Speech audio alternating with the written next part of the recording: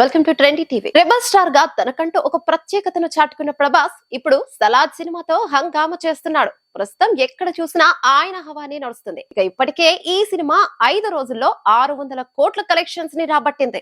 దాంతో 1000 కోట్ల మార్క్ ను ఈజీగా ఈ సినిమా దాటుతుందనే అంచనాల్లో ఉన్నారు.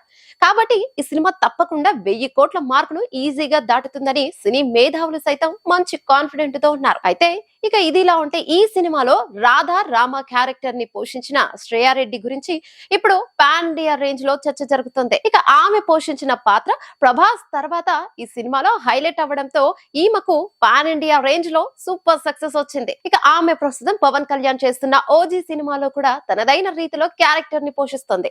అయితే ఈమె సలార్ సినిమా కంటే ఓజీ సినిమా 2-3 రెట్లు ఎక్కువ కిక్కునివ్వబోతుందంటూ ఆమె చేసిన కామెంట్స్ ఇప్పుడు సోషల్ మీడియాలో తెగ వైరల్ అవుతున్నాయి. దాంతో ఈమె చేస్తున్న సినిమా పట్ల ప్రతి ప్రేక్షకుడిలో కూడా మంచి ఆసక్తి నెలకొంది. ఇక ఇదిలా ఉంటే ఆమె చేసిన కామెంట్ల పైన ప్రభాస్ అభిమానులు కొంతవరకు సీరియస్ అవుతున్నట్టుగా తెలుస్తుంది. ఎందుకంటే సలార్ కంటే ఓజీ సినిమా రేంజ్ పెద్దదని చెప్పడంతో ఆమె మీద ప్రభాస్ అభిమానులు అయితే కొంతవరకు అసంతృప్తిని వ్యక్తం చేస్తున్నారు. ఈ సినిమా సక్సెస్ అయితే ఆమె స్టాండర్డ్ అన్నది విస్తరిస్తుందనేదే చెప్పాలి. ఈ వీడియో మీకు నచ్చినట్టయితే లైక్ చేయండి, షేర్ చేయండి, కమెంట్ చేయండి, సబ్స్క్రైబ్ చేయండి.